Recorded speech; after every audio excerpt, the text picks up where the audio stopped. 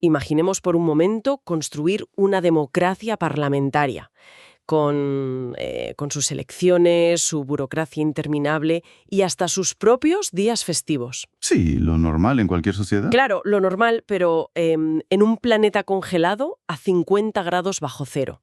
Un sitio donde los coches te persiguen de forma literal para explotar contra tu casa. Madre mía. Y donde el agua potable sale de tuberías que, bueno, absolutamente nadie sabe de dónde vienen.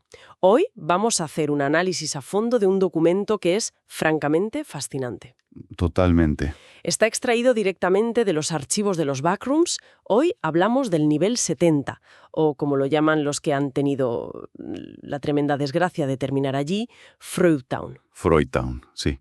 Y bueno, el objetivo de nuestro análisis de hoy no es solo enumerar los horrores que esconde este espacio liminal, que los hay, y muchos, Vaya que sí los hay. pero cualquiera que lea este informe se dará cuenta enseguida de que esto es, en el fondo, un caso de estudio extremo. Sobre la resiliencia humana, quiero decir. Exacto. Es que la premisa clásica de los backrooms casi siempre implica personas que escapan de nuestra realidad, buscando una salida, ya sea por accidente o a propósito. Sí, buscando un sitio mejor o simplemente huir. Pero Fruitown nos plantea una paradoja que me parece brillante. O sea, ¿qué pasa cuando el lugar al que huyes es tan caótico, tan absolutamente hostil, que para no perder la cordura te ves obligado a construir una sociedad muchísimo más estricta que la que dejaste atrás? Es una ironía enorme. Es la gran ironía que envuelve todo el documento.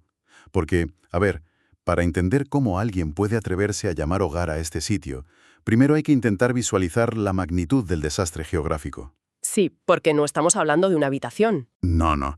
Leyendo las fuentes, a mí me llamó muchísimo la atención que no estamos ante el típico pasillo infinito con paredes amarillas. Esto se describe directamente como un planetoide. Un planetoide entero. Claro.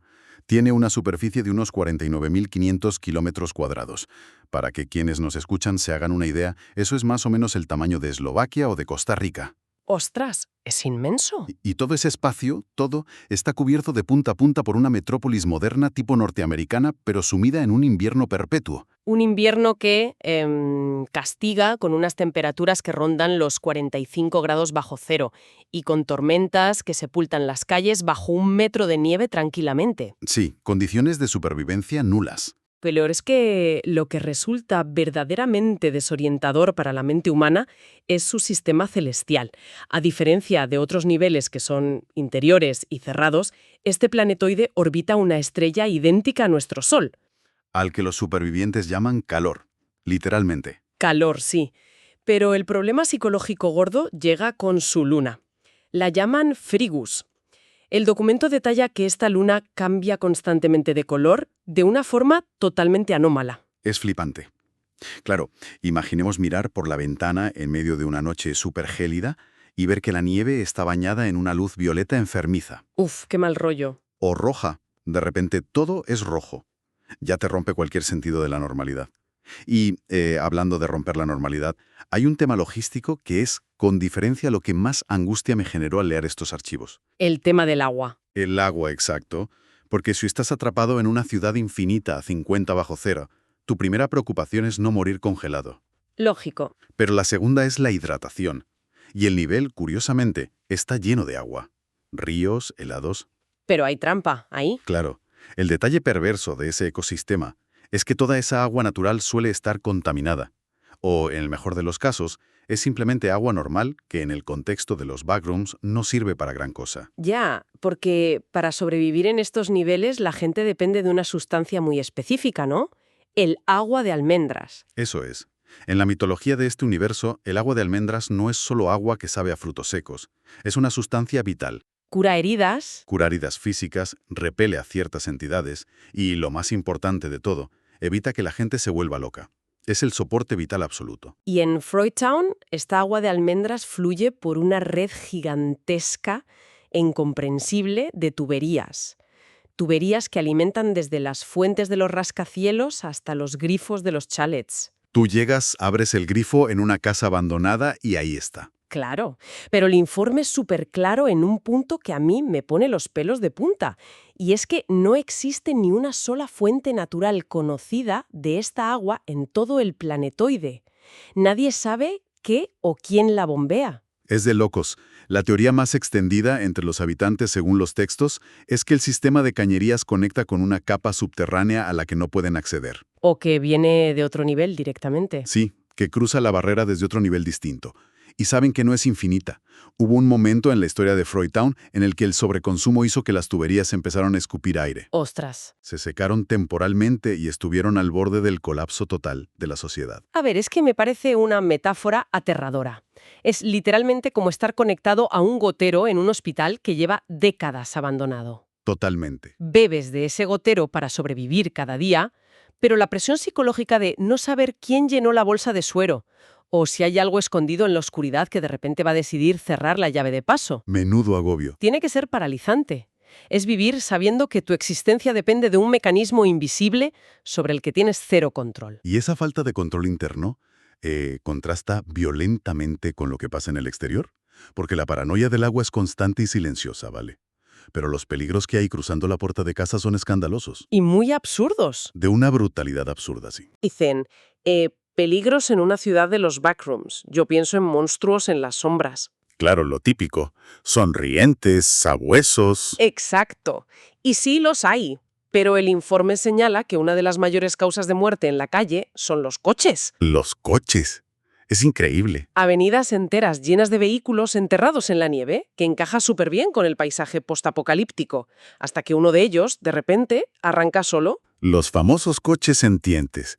Y lo fascinante, a nivel de anomalía, es su falta absoluta de sofisticación. No son muy listos. Nada listos. Si fueran depredadores robóticos que acechan y cazan de forma táctica, pues el ser humano podría estudiar sus patrones, esquivarlos. Pero el documento describe que estos vehículos conducen fatal. Fatal. De forma completamente errática. Si aceleran sin sentido, derrapan, patinan en el hielo y acaban empotrándose contra las fachadas de los edificios sin ton ni son. Es que es pura fuerza bruta ciega. No hay un instinto cazador detrás de eso. Es caos puro y duro. Y el informe calcula que matan a una media de 2 personas al día simplemente por atropellos incontrolables o explosiones repentinas. Es una barbaridad de bajas para una población reducida. Yo me pongo en la piel de un superviviente y creo que me destrozaría los nervios. Imagínate el silencio absoluto de una ciudad nevada y que de repente lo rompa el rugido de un motor a 3 manzanas de distancia. Uf, y subiendo de revoluciones. Y saber que no puedes razonar con ello, que simplemente es una tonelada de metal a 100 por hora que podría atravesar la pared de tu salón en cualquier segundo. La imprevisibilidad es el verdadero terror ahí. Sin embargo, y aquí es donde el instinto humano de adaptación vuelve a brillar de una forma un poco macabra, los habitantes no se quedan paralizados por el miedo. ¿Qué va a ser? ¿Lo aprovechan? Exacto. Han aprendido la dinámica de estos motores suicidas y se dedican a esperar a que ocurra el accidente. Cuando un coche sentiente se estrella y explota, salen, rebuscan entre la chatarra humeante y se llevan el metal. ¿Desguazan a su mayor amenaza? Es poético. Es brutal. Utilizan las placas de los coches destrozados para forjar armas, para reforzar las puertas de sus casas y crear barricadas. Han logrado integrar esa anomalía tan peligrosa en su cadena de suministro. Con que, claro, esa recolección tiene que ser rapidísima. Sí, pasar demasiado tiempo en las calles entre el frío letal que hace y los coches erráticos es un suicidio. La lógica dicta que la supervivencia pasa por atrincherarse en el interior de los edificios. Y ahí es donde el documento nos lanza otro jarro de agua fría enorme. Porque la ciudad es una trampa mortal de diseño. Una ratonera. Tal cual. Si tú estás en medio de una ventisca, ves un rascacielos gigante o un hotel comercial enorme, tu cerebro reptiliano te grita que entres ahí. Claro. Refugio, paredes gruesas. Es grande, te corta el viento, tiene cientos de habitaciones, pero el texto hace muchísimo hincapié en que los edificios comerciales son una sentencia de muerte disfrazada de salvación. Y todo por culpa de sus sótanos. Ah, la arquitectura subterránea de Freudentown esconde un secreto letal. Resulta que los sótanos de todos los rascacielos y de los grandes edificios de oficinas están interconectados. Como una red gigantesca. Forman una red oscura interminable que se parece sospechosamente a otros niveles muy peligrosos de los backrooms, como el nivel 4. Estos niveles subterráneos actúan como un imán para las peores entidades de todo el ecosistema. De hecho, estuve leyendo que la lista de inquilinos de esos sótanos incluye poblaciones masivas de sabuesos y de robapieles, Lo peor de lo peor. entidades que no quieres encontrarte ni de broma. Y hay un detalle que agrava el peligro muchísimo. El sistema eléctrico. Las luces fallan, ¿verdad? Sí. Las luces de estos megacomplejos no son estables. Tienden a parpadear. Y en la oscuridad total que sigue a ese parpadeo, esos sótanos se llenan al instante de sonrientes, que acaban atrayendo la amenaza hacia las plantas superiores. Por todo esto, intentar tomar el control de un rascacielos completo es una empresa casi imposible. El informe detalla que los pocos que intentan habitar edificios de oficinas recurren a tácticas de aislamiento extremo. Hablan de algo llamado la estrategia Simpson. ¡Ay, me fascinó esa táctica! Es la geometría del terror. Cuéntalo porque ilustra perfectamente la desesperación de la gente allí. A ver, básicamente, si quieres sobrevivir en un rascacielos, no intentas limpiar todo el edificio, porque te matan. Escoges, digamos, la planta 20. ¿Vale? Limpias solo esa planta de cualquier cosa que quiera matarte, luego vas a las escaleras y bloqueas físicamente el acceso que sube a la planta 21. Y después bloqueas el que baja a la 19. Te conviertes literalmente en el relleno de un sándwich de hormigón. Uf, es una solución muy ingeniosa, pero tiene que generar una claustrofobia inmensa. Vives sabiendo que los monstruos transitan libremente por encima y por debajo de tu cabeza. Y usan el hueco del ascensor o las escaleras como autopistas. Claro. Cualquier error en esa barricada y estás perdido. Por eso la guía desaconseja totalmente esta ruta comercial y propone una alternativa que parece mucho más viable para establecer refugios permanentes. Huir hacia los suburbios. Los suburbios, exacto. El típico extrarradio americano de casas unifamiliares con su jardín y todo. Desde el punto de vista táctico, la verdad es que tiene todo el sentido del mundo. Son espacios más pequeños, manejables. Eso es. Puedes barrir toda la casa en 5 minutos, asegurarte de que está vacía, tienen camas con colchones de verdad y el premio gordo. Las despensas suelen venir cargadas de alimentos al principio. Parecen el oasis perfecto dentro de ese infierno helado. Lo parecen, pero lo serían de no ser por una regla de oro inquebrantable que rige en ciertas zonas, las que el documento conoce como los suburbios tipo Burns. Ah, los barrios residenciales trampa. Sí. En estos vecindarios específicos, la transición del día a la noche desencadena un cambio radical en el entorno. La oscuridad atrae a multitudes de entidades al exterior de las casas, o sea, a tu jardín. Rodean la casa. Totalmente. Y la única forma de sobrevivir es evitar cualquier tipo de contacto visual con el exterior. Si quieres amanecer con vida, es absolutamente imperativo evitar cualquier habitación que tenga ventanas durante la noche. Tela con eso.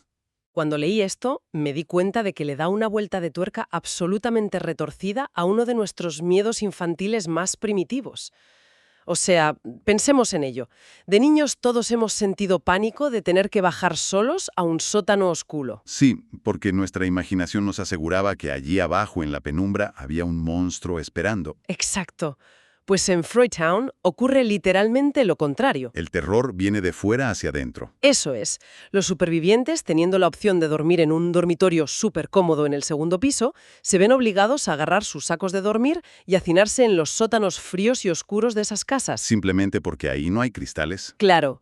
Tienen que encerrarse bajo tierra para evitar la tentación letal de descorrer una cortina, mirar hacia la tormenta de nieve y ver qué horrores inenarrables les están devolviendo la mirada desde la calle. ¡Qué pasada!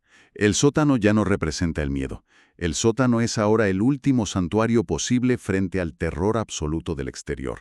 Es una inversión de conceptos magistral.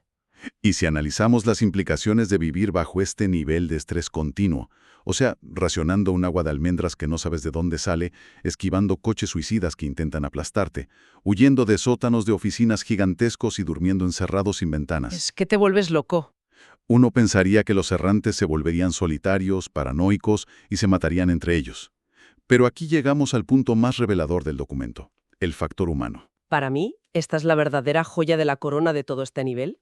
La gente no se limitó a sobrevivir escondida en agujeros como animales asustados. Decidieron, contra todo pronóstico, organizarse y crear burocracia. Se autodenominan los Freudtaunitas. Sí. Empezaron a conectar las zonas seguras, que habían despejado de entidades. A esas zonas las llaman bolsillos habitables. Y oye, fundaron una sociedad. Y ojo, que no estamos hablando de un campamento de bandidos al estilo Mad Max con un señor de la guerra, sino de una estructura política real. Fundaron una democracia parlamentaria. Es de locos.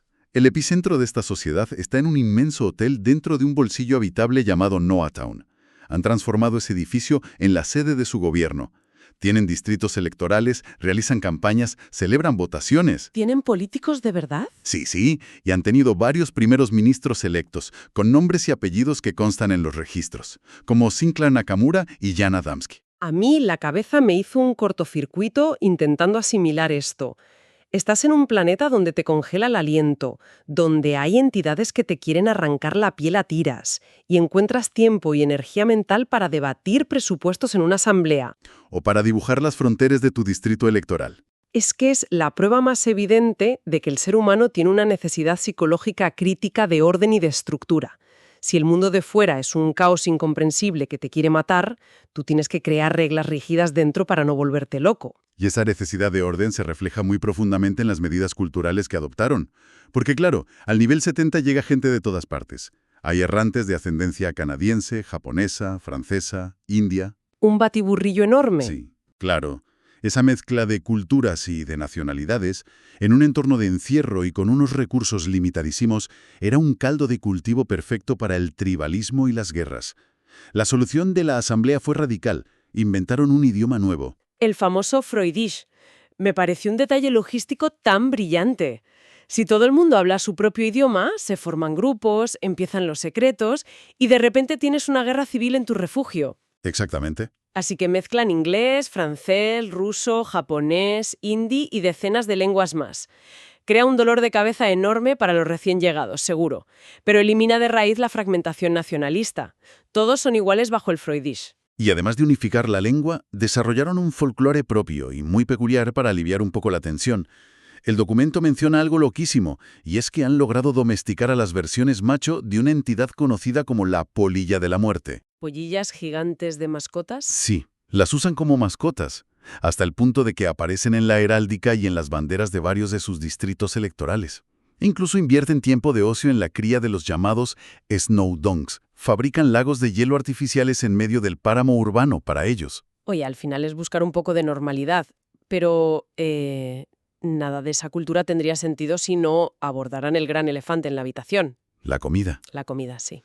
Las fuentes documentales explican una mecánica del nivel que me parece, sinceramente, un ejercicio de tortura psicológica sostenida en el tiempo. Es muy cruel. Cuando tú limpias un suburbio por primera vez, las cocinas tienen comida. Los supermercados abandonados tienen productos en las estanterías. Pero esos recursos no se reponen de forma natural como en nuestro mundo, con la agricultura. No puedes plantar tomates en el hielo. Imposible. Tardan muchísimo en reaparecer por medios anómalos. Sí, el ciclo de reposición es de, agárrate, exactamente 10 años. 10 años. Durante una década entera, toda esa sociedad, ese parlamento, depende de racionar hasta la última miga de lo que encontraron inicialmente. El nivel de control contable y la disciplina férrea que se requiere para que miles de personas no mueran de inanición en el año 8 o el año 9 es asombroso. Es que tienen que llevar una cuenta milimétrica. Y cuando finalmente se cumple esa década y la ciudad, mediante alguna fuerza incomprensible, hace que los envases de comida vuelvan a materializarse en los estantes vacíos, la sociedad entera estalla de júbilo. Lógico, es un alivio inmenso. Tienen una celebración que llaman el Festival del Regalo de la Comida. Es una festividad masiva, donde se permite cierta indulgencia después de 10 años seguidos de contar cada caloría. Pero claro, incluso detrás de esa alegría hay una sombra muy oscura.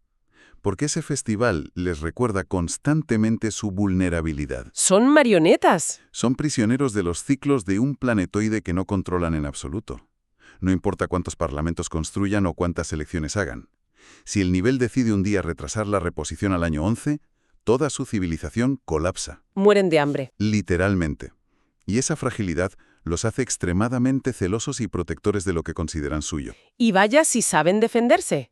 Porque el documento relata varios episodios donde los fruitaunitas han tenido que sacar las garras contra amenazas externas, demostrando que detrás de esa fachada burocrática hay una fuerza militar muy endurecida por el hielo. Muy endurecida.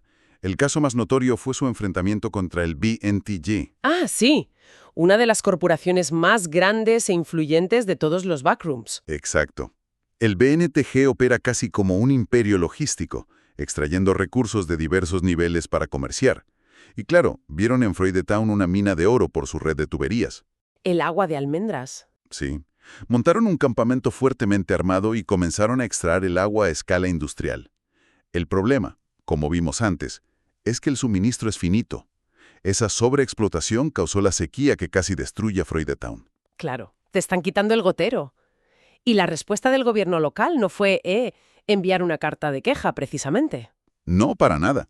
La primera ministra de aquel entonces organizó a los supervivientes, los armaron con metralletas y con la chatarra que desguazaban de los coches explosivos, y amenazaron con un asalto militar total al campamento del BNTG. ¡Qué valientes! No se andan con chiquitas cuando se trata de su supervivencia. Obligaron a una megacorporación enorme a recoger sus cosas y largarse del nivel. Ganaron la guerra por el agua, pero actualmente se enfrentan a un enemigo mucho más escurridizo y bastante más irracional, según los informes. Sí, porque el nivel también alberga pequeñas zonas de bosque congelado en los bordes de la expansión urbana, como el bosque de Eichstätt, y de esos bosques oscuros ha surgido una facción muy violenta. Los carnífices de Helu, Ese es el nombre. los fanáticos de la nieve. Las fuentes los describen vestidos completamente de negro, con pasomontañas para ocultar el rostro en el blanco del paisaje. Y actuando como un culto en toda regla. Son fanáticos religiosos. Totalmente. Veneran a un supuesto dios de la nieve y lanzan redadas esporádicas y ultraviolentas contra los distritos parlamentarios y los bolsillos habitables, intentando socavar la poca estabilidad que han conseguido. Y esto nos lleva de vuelta a la reflexión inicial de nuestro análisis, porque cualquiera que analice esta sociedad tiene que maravillarse ante la cabezonería del espíritu humano. Es que es increíble. Se enfrentan a entidades robapieles en sótanos oscuros, al azar mortal de los coches bomba, A sequías de agua mágica. a hambrunas de 10 años y a sectarios armados saliendo de un bosque. ¿Y su respuesta cuál es? Lejos de desmoronarse, es celebrar elecciones y criar polillas gigantes. Sí, construyeron una realidad paralela infinitamente más pesada de mantener que aquella de la que huyeron al principio. Es una maravilla absoluta de la psicología de supervivencia. Han domado a base de pura disciplina y de ingenio el infierno más frío imaginable, convirtiendo calles de asfalto letal en el suelo de su patria. Es para quitarse el sombrero. Y eso nos lleva al final de nuestra inmersión de hoy en estos archivos. Pero antes de terminar, no quería cerrar sin plantear una última idea que personalmente no he podido sacarme de la cabeza desde que leí los mecanismos de este lugar. A ver, te refieres a la artificialidad de Freudenthal, ¿no? Exactamente a eso. Pensemos en el cuadro completo por un segundo. Un planetoide perfecto con una luna que cambia de colores y no obedece a las leyes físicas. Un ecosistema donde los supermercados de los suburbios se recargan mágicamente con latas de comida cada 10 años precisos. Como un reloj. Y una inmensa red de tuberías de fontanería que inyecta sin cesar un líquido sanador que mantiene a los habitantes vivos y cuerdos, proveniente de un motor oculto que nadie puede ver, nos hace pensar irremediablemente en la naturaleza de su libertad. Es una perspectiva muy inquietante. Es que son los valientes freudaunitas, realmente los arquitectos de su propio destino parlamentario, doblegando la adversidad con su valentía, ¿o son simplemente animales exóticos introducidos en un terrorífico terrario de cristal a escala planetaria? Como un experimento. Eso es. Quizás toda esa infraestructura, el agua, la comida a intervalos regulares, no sea más que el mantenimiento programado de un zoológico cósmico, donde alguna entidad superior incomprensible los mantiene apenas con vida, observando fascinada a través de la tormenta de nieve cómo se pelean, cómo botan y cómo sobreviven. Vaya tela. Es algo para pensar esta noche, para quienes nos escuchan. La próxima vez que nos levantemos para ir a la cocina a oscuras, abramos el grifo y nos bebamos un vaso de agua, dando por sentado ciegamente que sabemos de dónde viene.